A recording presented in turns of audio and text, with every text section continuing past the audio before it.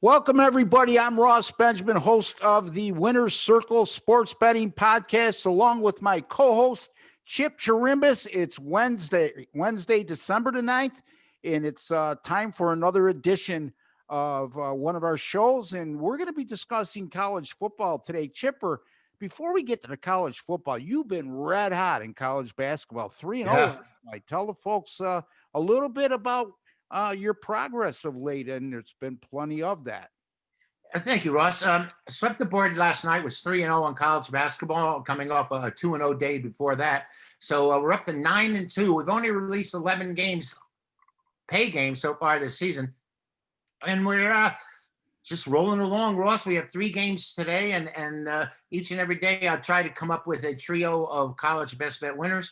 And it's great for us right now because the numbers coming out and we're reading them. I know you've been very hot as well in the college basketball, and the numbers just seem to be popping out at us, and we seem to be interpreting them correctly as well, because that's the whole importance.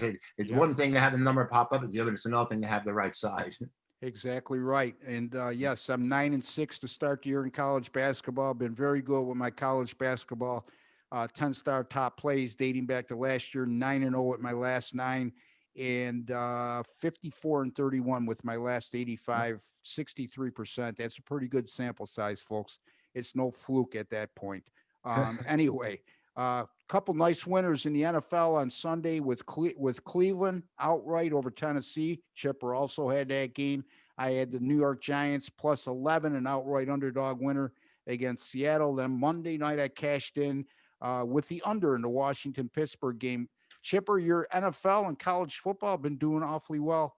I'm really happy with the progress we've made. We hit 3-0 with our early bird best bets. All 3 games started at noon. Swept the board last Saturday, and then Sunday came back with, and not only that, closed with California as a best bet winner over Oregon. Impressive. And Sunday came with Cleveland as a best bet winner. You alluded to the fact that that game was over before it started, and the Browns just romped all over. Who was it? Tennessee. Yeah. So we were kind of happy about that. I know you had a big winner Monday night in the total. So, I think that we're reading it right. Both of us are sitting there, and I think we've helped each other with the angles that we're coming from at making a winner. Yeah. I mean, sometimes we get each other off a game that we might be on the fence on, and it pans out for us more times than not.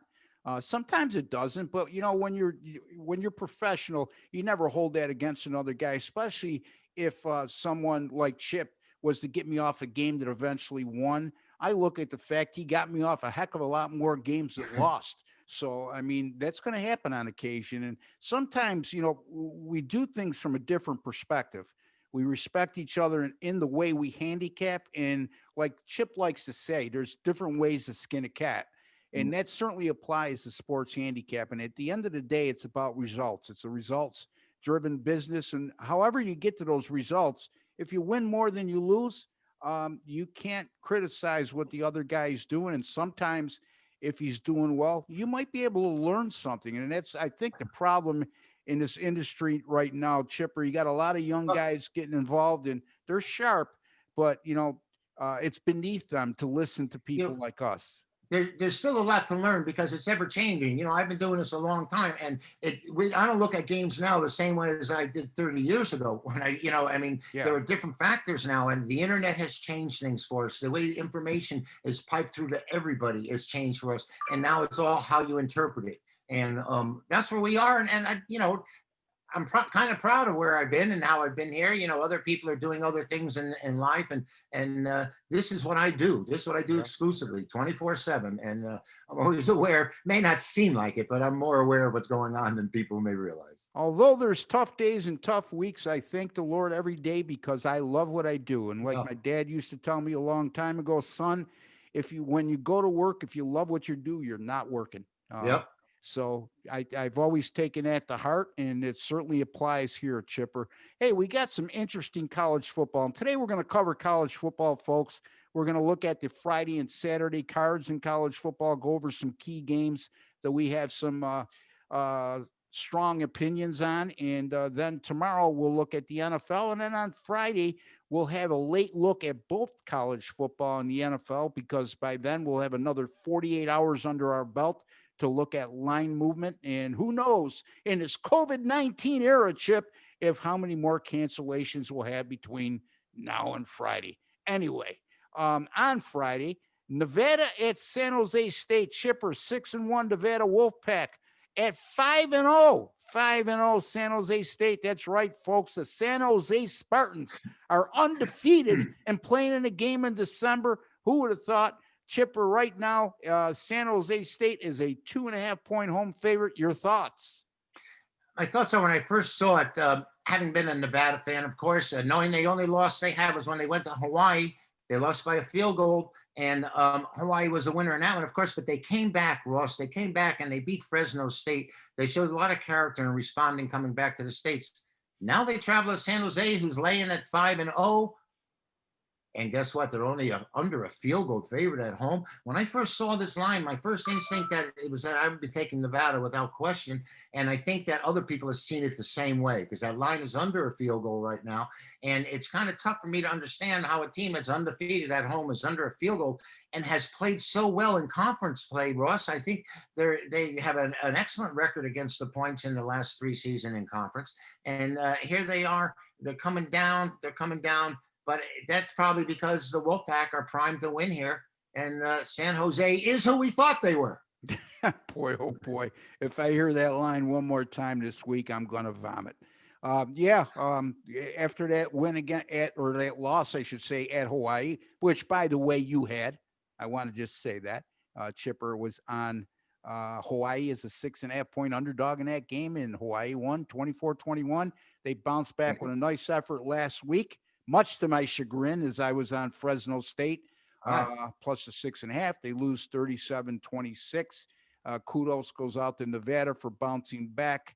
And then San Jose State, Chipper, 5-0 straight up and 4-0-1 against the spread. They're not only winning, but they're covering.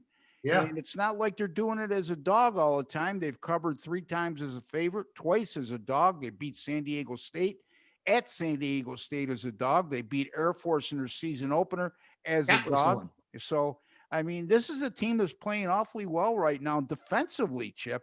I mean, look, they gave up 24, 17, 17, 21, and 6.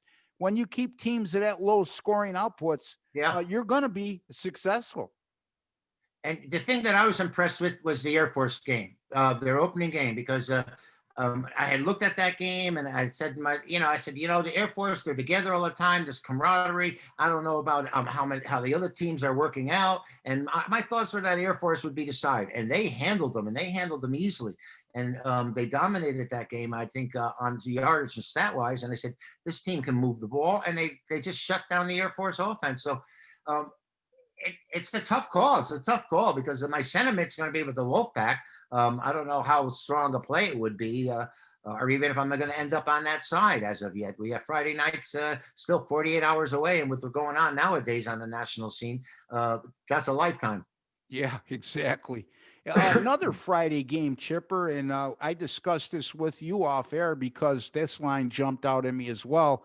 I thought it was awfully high, being that it's such a big rivalry game, Arizona at Arizona State, or Arizona State at Arizona, I should say. Right. And Arizona State opened as a 9.5-point road favorite. They're up to 11. This is an Arizona team. They really struggled so far, Chipper. 0-4 so far. I mean, they got one more game left. And Arizona State, at this present moment in time, we're looking at a team that's 0-2. So it's amazing. These teams haven't played. They've been victimized by a lot of cancellations. Arizona State opened at USC on November 7th. They didn't play again till December 5th at UCLA, or at home against UCLA. They lost that game 25-18.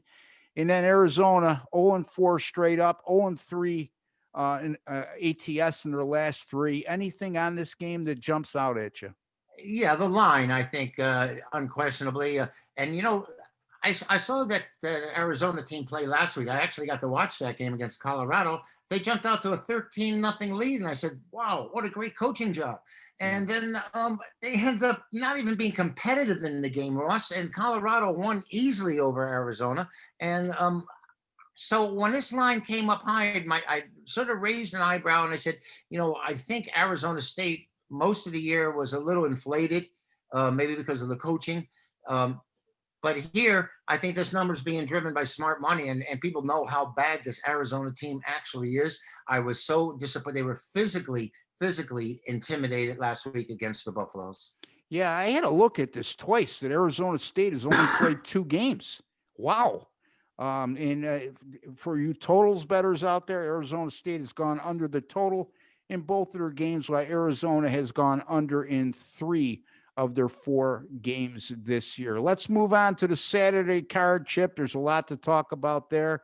We'll start with the game between Oklahoma and West Virginia, a game that will be played in Morgantown. The Oklahoma Sooners, the red-hot Oklahoma Sooners, opened as an 11-point road favorite, up to 14, Chipper. West Virginia, we discussed them last week, and I can kick myself in the behind for getting off Iowa State and passing on that game. West Virginia 0-4 on the road, but in Morgantown this year, 5-0 straight up, 4-0-1 against the spread, Chip. What do you think here? Because again, we're that's a big number to lay against a team that's a good defensive team in West Virginia with a strong home field. Well, as Joe Theismann once said, you don't have to be Norman Einstein to know when a team wins 5 straight games at home and loses 4 straight games on the road, when they come back home, I have to have them as an underdog here. I mean, West Virginia, like I said, they did so well for us, and we thought they might be able to cover on the road, but maybe they were looking ahead to this game. Oklahoma, their offense has been like outrageous as of late. But the strong point of the Mountaineers is their defense, particularly at home and against the run. For me, it's an early starting game. I may not want to get involved with it. But with 14 points, I had told somebody I can use this game as the front end of a 3-team parlay. I'm laughing because West Virginia, anytime I see this kind of disparity in home and away records, it reminds me, being a Buffalo Sabre fan growing up, he ended up being a coach of the Sabres at one time, but as a player, Lindy Ruff was his name, Chipper, and he liked to drop the gloves on occasion. But he tended to drop the gloves more at home than on the road, and we used to call him Ruff at home and Lindy on the road. And there you go. This analogy seems to apply to West Virginia. By the way, 5 home games, the Mountaineers have only given up 12.8 points in 227.8 yards per game. That's excellent defense, folks, but they're going to be tested because this is an Oklahoma team. They're coming off a 27-14 home win against Baylor, sort of by their standards flat. They only had 269 yards of total offense last week, Chip, and that's surprising considering the role they were on. The 3 games before that, they scored 62 against Texas Tech, 62 on Kansas, which everybody does. In Oklahoma State, a team that was thought to have a good defense, they racked up 41 points against them as well. So I just have a small inkling here, Chip. I got to look further into this. It's only Wednesday. But right now, at this particular moment in time, I have a small lean on the home underdog here, buddy. Yeah, well, the numbers don't deny that's a sign. I mean, it doesn't mean it's going to happen because, someone says a 98% chance. Guess what? 1 out of 50 you're going to lose. So the percentages are the percentages. I always love when you equate things that way. Yep. You're a half or a glass half full and not half empty kind of guy. And I love that about you. Anyway, Oklahoma State at Baylor. Speaking of Baylor, here's the thing. Baylor's 2-6, Chip, but they've been pretty competitive throughout. Yeah. And Oklahoma State, to me, is not the team they were early in the year. They're especially not the team they were defensively early in the season.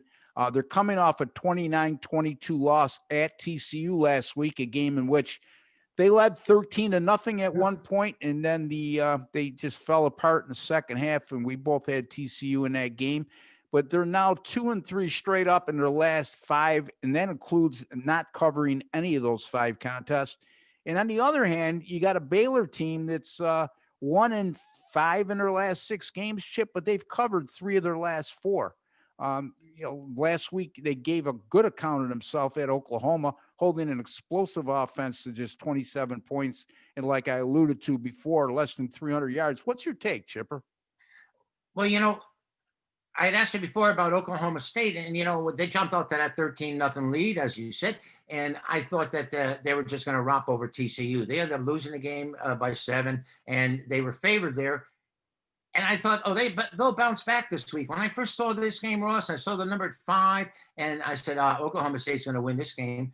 And then the number started creeping up, and the more I thought about it, and the more I looked at it, and the more I learned about how they've been playing of late, and that the senior quarterback Brewer for Baylor they have played better than their 2-6 record, and Brewer is capable. So I've actually switched and went to the other side in time. And right now, if I had a side, it would be Baylor and Oklahoma State. They beat me somewhere early. They beat me somewhere earlier in the year, and maybe I had a bad feeling about them. And then when they jumped out to that lead last week, I said, they're going to do it to me again. And then we ended up prevailing. So that was pretty cool. I'll tell you that. Yeah. I mean, defensively, you look at this team, the first 3 games, they played Tulsa, West Virginia, and Kansas. They allowed a combined 27 points in those games. And then, gave up 21 in a win at home against Iowa State, which was a real good win. They're off to a 4-0 start, playing great defensively. But lately, look at what they've given up.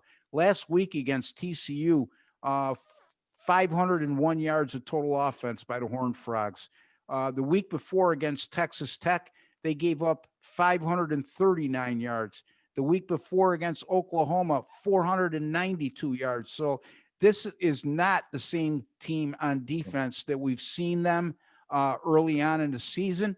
And it's the reason why they're not covering either, because they've been just an underdog once in their last 5 games, and they got blown out in that game against Oklahoma, failed to cover on 2 other occasions as a favorite.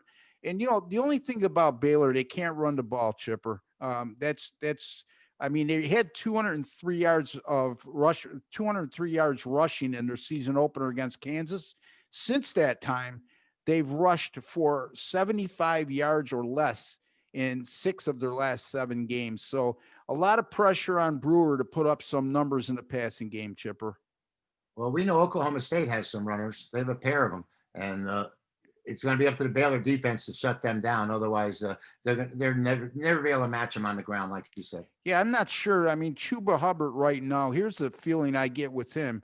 They're not going to – they had some high aspirations as a team early on. He played through some injuries in the mid part of the year, and I'm just wondering if they're shutting him down. Again, he's listed as questionable for the Baylor game. Their backup has performed awfully well, but that was against Kansas. So we'll see. Again, a typical example of one team that I think is flailing right now in Oklahoma State, and another team that's been competitive and probably better than the record indicates. Yeah. But it's never that easy, right, buddy? So we're going to have to dabble into that a little further as the week moves on. Going to our next matchup, Georgia and Missouri. We talked about this off air. Georgia right now, I believe, number 9 in the country at 6-2. People don't realize the Missouri Tigers are 5-3. They've won 5 of their last 6 games. Chipper, they're now number 25 in the country. And they're a big underdog in this game. As a matter of fact, the Georgia Bulldogs opened as a 12-point road favorite. They're up to 13.5. And you know what? Georgia at 6-2. They're playing out the string right now in my mind, because they're not going to be in the SEC title game. They certainly had higher aspirations going into the year. And now they're almost a 2-touchdown favorite on the road against a team that's playing inspired football right now and excited. They're ranked in the top 25 after losing their first 2 games of the year. Your thoughts? Drew Lock wants back. Yeah. Yeah, I think he'd rather be back in Columbia, Missouri than in Denver right now. Well, he's getting paid now. Well, not as much. But yeah, well, that's true. Yeah. Missouri, an underrated surprise the whole year, and Georgia, an overrated disappointment. That's how I have to see it. Georgia hung on, like we had said, for 2.5 quarters against Alabama, and then they just fell apart, and they haven't been the same since. They don't have that punch in offense. You said they made a change in quarterback. Daniels is now going to be starting in place of the senior who they had at the beginning of the year, and he just fell apart in that game against Alabama. But hey, how about them Tigers? Tigers are always beat. They'll always eat up. What are we playing against? Bulldogs? They'll always eat up. Yes. You know, I really, in all seriousness, I'm going to look for a reason to use Missouri. I certainly am not going to use Georgia. JT Daniels, by the way, we were talking off air again. It's this kid was a 5-star recruit coming out of high school, was a starter at USC last year before he went down with an injury, and the freshman Slovis took over. Yeah. And he's never looked back. And so JT Daniels just opted to transfer. He got a waiver to play this year. Somehow didn't end up being a starter. And I think a lot of it has to do with the fact that the senior walk-on had experience and knew the scheme better. And he really didn't get an opportunity in any spring practices. And, you know, everything was done virtually. And I think it took him time to gain the coaching staff's confidence. And boy, oh boy, I would have liked to see him under center all year long. I don't know if they would have beat Alabama, but they certainly would have probably hung in there a little longer, Chipper, because that's where that kid looked totally overmatched, was in that second half of the Alabama game. I think they were being gracious and letting the seniors start, and you know, having been there. And who knows, Daniels may not even have known the terminology. I mean, that's what I'm talking about. Yes. Yeah, exactly. And but Georgia's season just, they didn't mount up defensively as well. I mean, Florida just ran the ball right down their throat. And they weren't a major disappointment. They said, I don't know, an interesting note, they said in a bowl game that they may be matched up against Cincinnati. And I think both of us would love that matchup. Yeah, but you know where I'm going with this still, Chipper? You got a Missouri team that nobody expected to be in the top 25 in early December. They start out the year 0-2. They've now won 5 of their last 6. They're coming off a thrilling win in which they kicked a field goal on the final play of the game against Arkansas last week, against a Georgia team that, you know, again, they're not going to be in the SEC title game. They're not even contending for a playoff spot like everybody thought they would. So the more motivated team, in my estimation, is going to be Missouri. Now, the more talented team is definitely Georgia, but the more talented team doesn't always win. And sometimes it's about looking between the ears and trying to not guess, but try to calculate who's going to be up for this game more. And to me, this is one of those situations. I think the mental edge is clearly with Missouri, and they're playing their final regular season home game. They'd love to finish with an upset win over a brand name like Georgia, and then move on to a bowl game. So interesting matchup, Chipper. I'm definitely looking to use the Tiger over the Bulldog. Another game, Wisconsin at Iowa. And this one has me scratching my head. I think it has you scratching your head as well.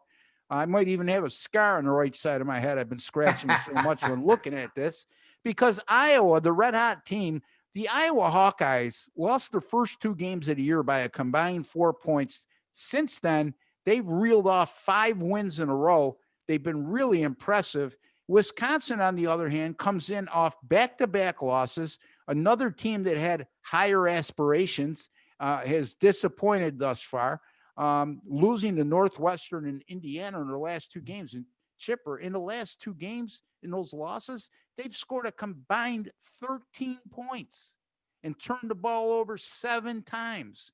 And yet, Iowa opens as a 3-point favorite, and Wisconsin is now a 1-point favorite in this contest. Somebody knows something we sure as hell don't. Well, you know, at first, as soon as we saw this matchup, I didn't know what the number was, and I said, well, Wisconsin's the side. That was my instinct. I opened up a small favorite at home. I never anticipated it moving like this with Wisconsin being a favorite. Like you've said, they've been absolutely horrid the last two games. They lost to Indiana last time out, and they had. Uh, it's just surprising to me that they would move this number after the rebound that Iowa has had after that slow start and the dominating fashion in which they've been winning as well. So, my instinct here is to take Wisconsin, and I just hope I'm not getting like double switching myself. Like I say, when in golf you double cross and you yank the ball way out of bounds, and I hope that doesn't happen here because I'm most likely on the Badgers. Yeah, sometimes we're guilty of overthinking situations, and to our own detriment. So myself, when I start out on one team, and then it looks like as the week develops and a situation comes up like this, where okay, Wisconsin has to be the side here. It doesn't make sense. This Right. line move doesn't make sense. I'm looking at Iowa's injury list. There's nothing there that indicates to me that something a line part or all of this line move would have been because of a key player or players being out. We always have to check that in COVID-19 right now, but that's not the case. So, in my estimation, is when that happened, because somebody else I know was on one side and flipped to the other last week and it cost them. Somebody I don't want to mention names, but I tend to just leave the game alone when that happens. Do you know that person, Chip? I can't recall right now. I'm like Hillary Clinton. Anyway, we wanted to talk about the Purdue Indiana game, which is an intriguing matchup, state of Indiana, but we're going to skip that one because, as I told Chipper off the air, a lot of problems with COVID-19 in the Purdue camp right now, and a couple instances, I believe, a couple positive tests for Indiana as well.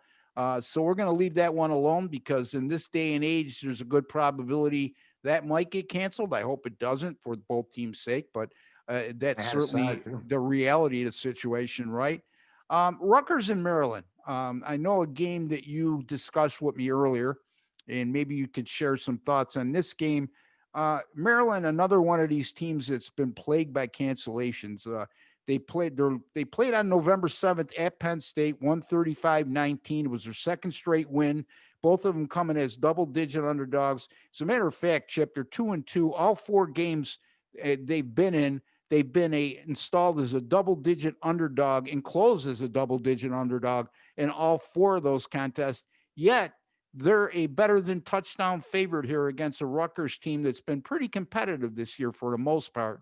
But they have lost 5 of their last 6, but they have covered 3 of their last 5, Chipper. What's your take? I think Schiano's done a great job at Rutgers, and Maryland having the 2 upset wins that they had is fine. But like you mentioned, they were double-digit underdogs in every game they played. Now, my first instinct was that I thought Rutgers would bounce back off the loss to Penn State. I really thought the Lions were going to outclass them, but the Terrapins aren't that kind of a class organization or a franchise or university football-wise anyway. And I just don't understand. I just didn't understand why it was 7.5. That's a very strong number. Yeah. And I thought that originally that the Scarlet Knights would come in here and be able to play a tough game, but I'm afraid of that number. If the number was 5.5, I feel much more confident, believe it or not. I know the more points you get, the better off and play somewhat. You got Tua 2 playing for Maryland, but I'm not going to be rooting for the Terrapins. Yeah, Maryland's won the last 2 matchups in this series the last 2 years, as a matter of fact, by a combined score of 82-14. But you know what? It's a different time. It's a different team. So I don't put a lot of emphasis on that, especially when you have 2 programs that aren't what we would consider in the upper echelon of the Big Ten. Not yet, anyway. I think Schiano's got Rutgers on the right track. I agree with you, Chipper. But I still think they're a couple years away. He needs to get some recruiting classes in there, his own. And then I think you're going to see improved football from Rutgers compared to what we've seen in years past. Moving on, North Carolina at Miami, 2 ranked teams. Miami red hot right now. North Carolina, very good team at 7-3. We know one thing, the Tar Heels can score. They've scored 41 points or more in 6 of their last 8 games.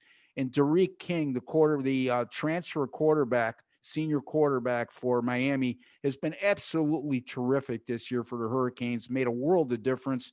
Don't look now, but Miami's 8-1 and ranked in the top 10. Chipper, they're a 3-point favorite in this game at home against North Carolina. This looks like it could be an extremely entertaining matchup.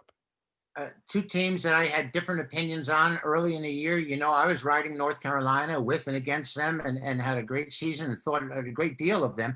And I've sort of lost a little bit of my edge with them. Meanwhile, this Miami team has risen to the occasion almost each and every time out there. Derek King, is that who's leading the way for them? I'm from Houston. Yes. And I think he's been the big difference. Coaching has certainly helped, and for the first time in years, Miami's actually making a tackle on defense.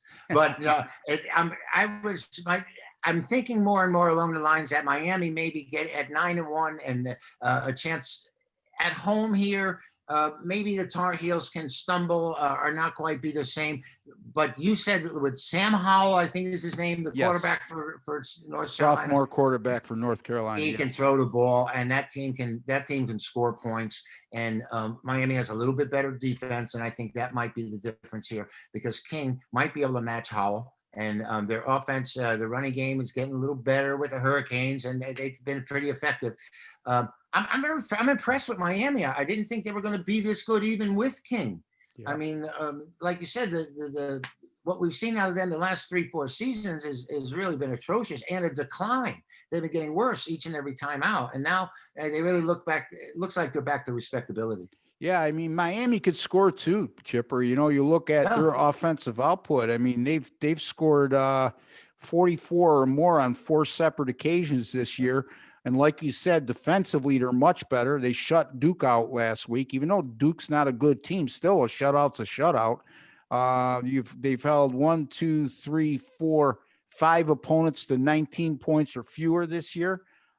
So yes, they have an edge on defense. And if you don't think so, all you got to do is look at North Carolina's defensive numbers. They allow close to 29 points per game and over 400 yards per contest.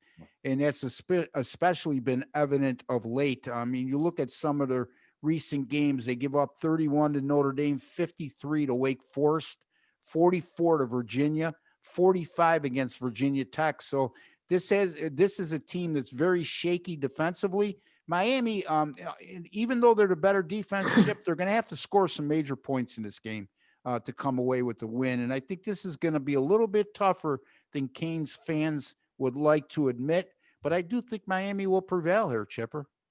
Yeah, like I said, my first instinct was I thought that the points would be attractive, and I think they are attractive enough to the general public that they're going to be on North Carolina. Okay, real simple solution here, or real simple equation here. And I love when this stuff happens. And you know where I'm going with this. Virginia at Virginia Tech. Virginia Tech is a 1.5-point home favorite. In-state rivalry. However, the team that's favored has gone 0-4 straight up in ATS in their last 4 games. The team that's the underdog has gone 4-0 straight up in ATS in their last 4, and they've covered their last 5. Figure this one out for me, Chip. Think like a bookmaker. Thank you. You're getting smart. Boy, oh boy. I'm glad that I'm starting to rub off. It's a real compliment to me when you start inheriting some of my sayings. And anyway, I'm all kidding aside. No, you know exactly what I'm saying here. It looks too easy to take Virginia here. I think Virginia won the game last year between these two, so maybe the Hokies have a little more incentive. But the Hokies have been an enigma all year, Ross. I mean, they have stubbed their toe when we thought they would win. They got beat by Liberty, I believe it was. Yes. And they had other situations where it didn't look like they were going to show up, and they had virus issues. They got annihilated by Pittsburgh. Are people healthy now all of a sudden? Does the bookmaker know something I don't know? I always assume he knows something I don't know, because in general, I don't know more than him to start with. Yeah, I'm going back and back and back, and right now I'm at 14-1 for Virginia Tech in the last. I know they dominated them. I think they won somewhere around 17 in a row, and don't quote me on that, before Virginia finally got over the hump last year with that 39-30 win over Virginia Tech. So it's a series that the Hokies have dominated. That may have a little bit to do with the line. I don't think so. I just think that, Ross, this looks like an absolute trap to me, you know? Ross, I think that it may have something to do with it because, Yeah. the tradition, these guys, there's one game they get up for every year. Now, last year they lost it. This year, it's the most important game of their entire season, without a doubt. They've been a miserable all season. All right, Navy and Army and Chipper this year for the first time in many decades, a game will be played on campus in this series. The game will be played in West Point, home of the Army Cadets. And right now, Army is a 7-point favorite in this contest. Army's 7-2 on the year. Navy is not your atypical Navy teams we've been used to seeing in recent seasons. They're 3-6. They've been struggling offensively, 17 points combined in their last 2 games. But again, Chipper, if you look at the strength of schedule, Navy has a clear advantage in that regard. Do you have any take at all whatsoever on this game? Well, I don't think I'm going to use it to play, and I wouldn't. It just reminds me of every Army Navy weekend. My dad was a Navy guy, and I was drafted. I was in the U.S. military, so I would always have Army, but I don't think so this time. This is an Army Navy game, and I think the schedule difference is what you're talking about here. The most meaningful thing you're talking about. Navy has played much superior opponents, and they've gotten better as the season came along, and I think they just have an edge over Army. Army's going to be favored there. What a beautiful setting it's going to be in West Point, in New York, this weekend. And I just think that it's going to be a close game. It's an Army-Navy game, and I wouldn't do anything but take the points here. Yeah, I spent about 2 days in Annapolis over the summer, toured the Navy campus, and what a beautiful campus. Isn't it gorgeous? Yeah, and I actually watched, it was actually 2 years ago. I take that back because I was actually able to watch one of their practices in August. And yeah, beautiful. And I know every time I see, and I live in New York State, I've never been to the to West Point. But I mean, I see the setting with the stadium and the surroundings around the stadium on It's in TV. Bear Mountain. It just looks absolutely phenomenal, Chip. Yeah, it's a great, from where I lived in Connecticut, it was a great ride. It would be a 2-hour ride. We'd go up, catch a few football games. I saw Nebraska as a 66-point favorite. Oh, I remember that. 77-0. Yes, I remember that. It was a September game early in the process. And yeah, I think Army scored a late touchdown to break that goose egg, if I'm not mistaken. But well, I don't remember that. yeah, well, I'm 8 years younger, so my memory's a little bit better. Not much. We could talk about what I just did off air, and we could contest. I'm not going to ask you. Yeah, exactly. I don't remember. Anyway, UCLA and USC, another rivalry game, final game on the board. We're going to talk about. USC right now is 4-0. I don't think they're anywhere near as good as that 4-0 record indicates. They're a 3-point favorite at UCLA. Again, you could say this is a road game for USC, but the truth of the matter is it's a matter of going from downtown Los Angeles to Pasadena, not a very far ride. Game will be played in the Rose Bowl. UCLA, on the other hand, I think they're a better team than their record indicates, Chipper. Yeah. I mean, they lose that opening game against Colorado, and everybody has said, oh, boy, we thought it was going to be a better year. It's going to be another one of those years for UCLA. Now Colorado's undefeated. That loss doesn't look as bad.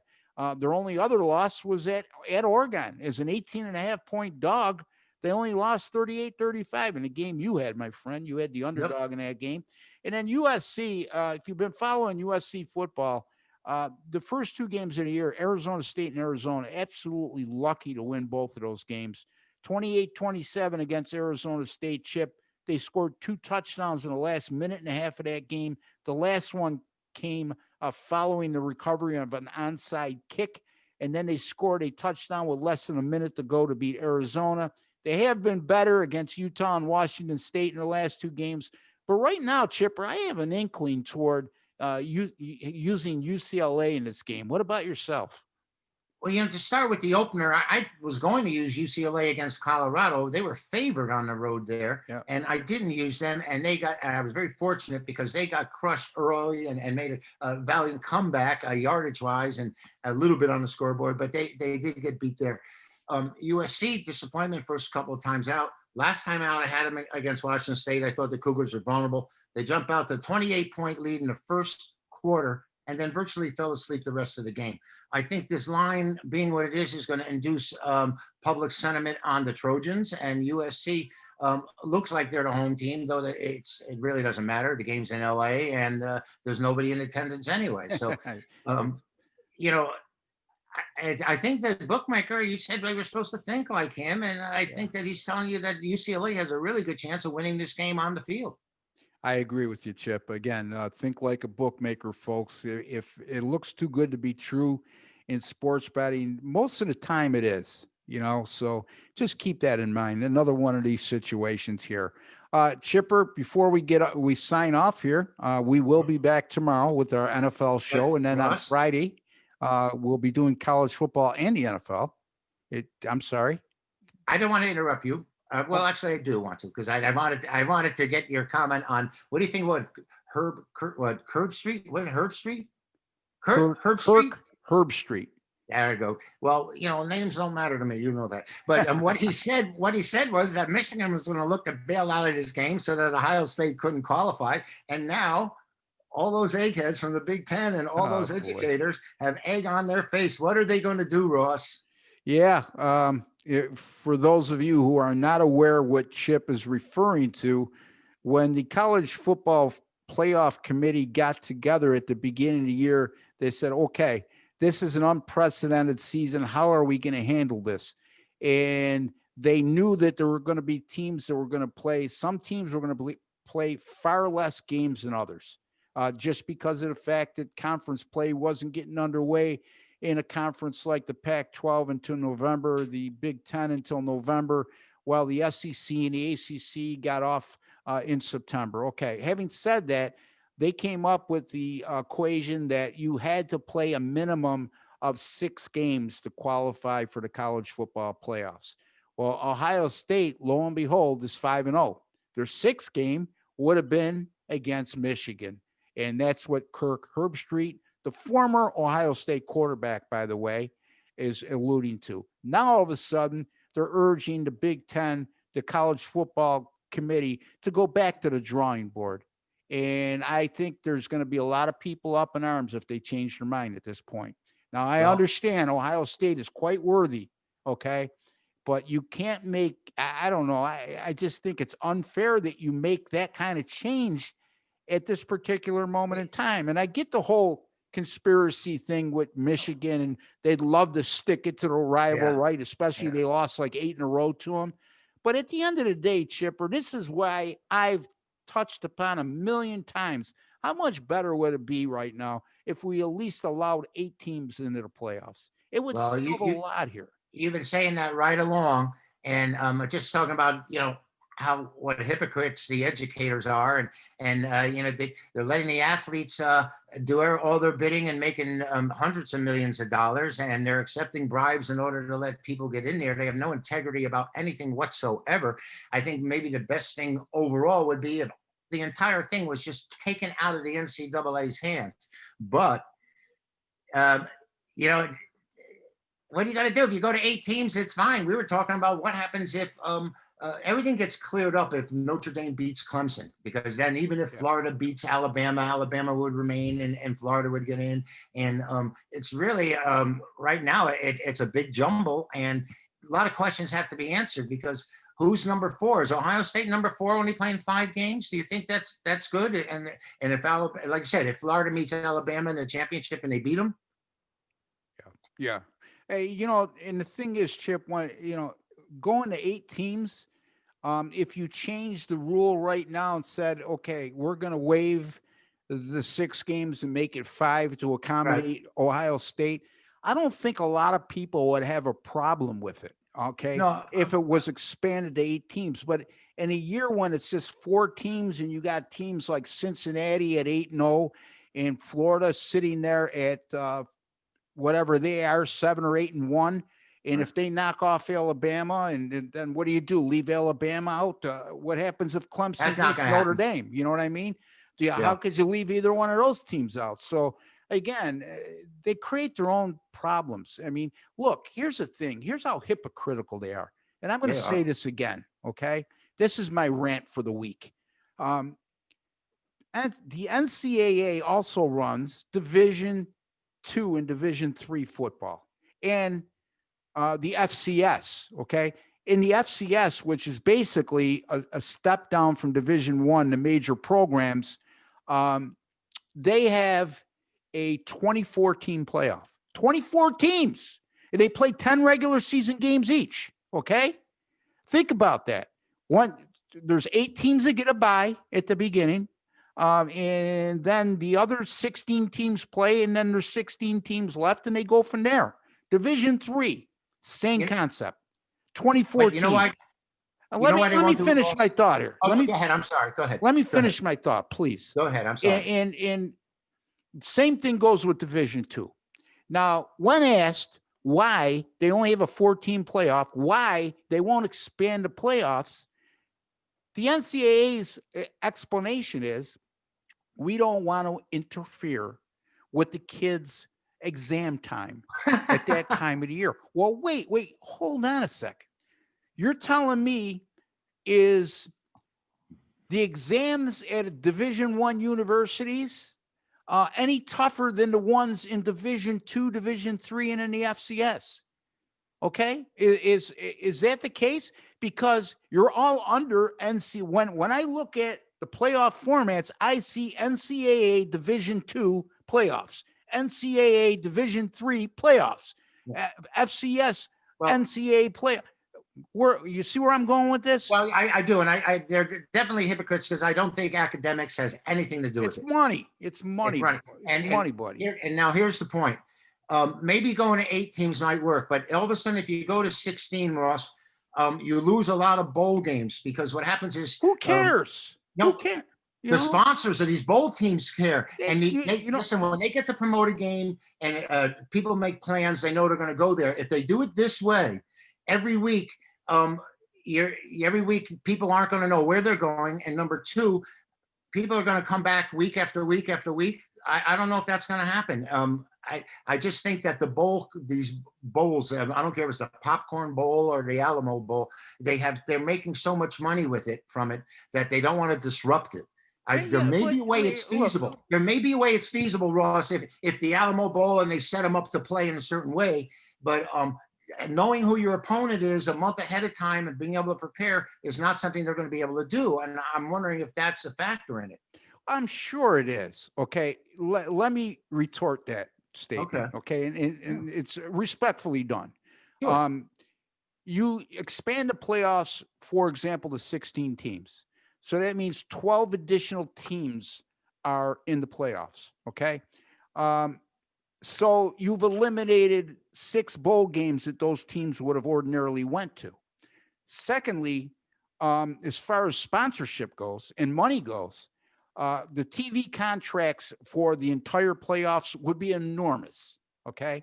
Would be enormous, not only for the networks to bid on it, but for the advertisers as well, and for the viewing audience. You can't tell me if the NCAA tournament in basketball, which has 68 teams, is so popular. You can't tell me a 16-team NCAA football playoff wouldn't be as popular, if not better. Okay. Are these games? I'm trying to think logistically how it's going to work, right? So are all these 16 teams that are going to play after these other teams have had their bowl games? Because if they're going on at the same time, no one's going to pay any attention to the other. You don't. You don't schedule games at the same time the playoff games are being scheduled. So, here's the thing. I mean, you could schedule all these games on Saturdays and have the rest of the bowl season play Sunday through Monday through Saturday. I don't know, Monday through Friday. I'm sure if they wanted it, that they could make it work. I mean, how could you do it in the other 3 divisions under the NCAA title, but you can't do it at the top level? I think it's an injustice to the fans. I think it's an injustice to a lot of the college football teams around the country because, quite frankly, people are getting sick and tired of every year seeing Clemson and Alabama and Oklahoma always involved and no other teams. And And people by are the way, getting sick and tired of being lied to yeah, about a group of five team that goes undefeated, is considered for the college football playoffs. Baloney. Baloney. Look at well, Central Florida for a couple of years. They went well, 12-0. They won their bowl games against a Power damn Five good. team. So again, it's not probably never going to Well, happen, Chip. just to close with the Big Ten, they just revoked the 6-game rule, so they're going to allow Ohio State in. So, There's a shocker. Now there you go. yeah, What a farce. yeah, They are a total hypocritical uh, organization, the NCAA. In Big Ten, I think Jim Delaney still so run. they're going to be able to play Northwestern for the championship now. Oh man, it's don't get me started. Again, I already got started, but Well, we're okay. We're doing fine. let's end on a positive note, okay? What do you Sure. got going this weekend? What do you got Well, going in the upcoming days? What do you got going tonight, Chipper? You're red hot. Tell the thank people you. about it. Well, you know, Russ, college basketball has finally come alive for me after waiting for about 2 weeks to see how the storyboard looked. And now I've hit 5 in a row. Yesterday, I swept the board, went 3-0, and 9-2 on official releases right now for the season. So it isn't much, but like I said, that first 2-3 weeks, I wasn't looking to play too often. I was looking to evaluate what was going on. So I'm sitting there looking to post 3 college basketball games when the schedule warrants it on a daily basis. I call my triple play, of course, a trio of games. And along the same vein, Ross, you know that we had a great day once again Saturday on college football, sweeping the board with our early bird releases 3-0. Those are all noon starts. It's a little package that we designed for the early bird, and of course coming back on Sunday with the Cleveland Browns, the best bet. Closing with California on Saturday night. I'm really, really happy about what's going on in the sports handicapping world right now. And Ross, anyone can log on a daily, weekly, or monthly basis at chipwinz.com. And you'll also find my number there, Ross, 702-931-2447. If anyone's looking for just a specific sport as opposed to getting it all, 702-931-CHIP. Thank you, Ross. You're very welcome, Chip. Well deserving. Look, I kid Chip a lot, but he's one of the best handicappers on the planet, and I'll stick to my guns when I say that. And I'm honored to work with him. He's been around this industry for close to 40 years now, and we're showing his age a little bit, but he looks awful damn good for his age. And he's still sharp as a razor. So that's chipwinz.com. You can find my picks at rbwinz.com. 9-6 in college basketball so far, 60%. College basketball 10-star top plays, absolutely on fire. 9-0 with my last 9. Coming off a couple nice winners in the NFL on Sunday with the Giants and Cleveland underdogs outright. And then on Monday, I had the under in the Washington football team and Pittsburgh Steelers game. So, and then another winner last night in college basketball has had the over in Central Arkansas and St. Louis. That's rbwinz.com, where you pay a little to make a lot. Until the next time, for Chip Chirimbus, I'm Ross Benjamin. Good luck and God bless.